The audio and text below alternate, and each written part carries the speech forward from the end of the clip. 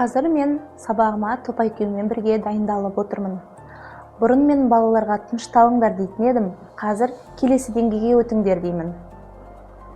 Топ IQ бұл мұғалімнің бос уақыты, оқушылардың шынайы қызығушылығы.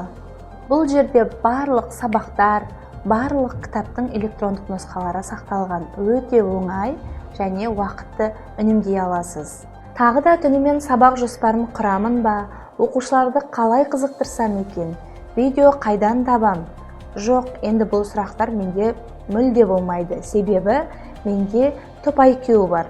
Топ IQ дайын жоспар бар, интерактивті тапсырмалар бар, автоматты тексеру. Міне нағыз рахат.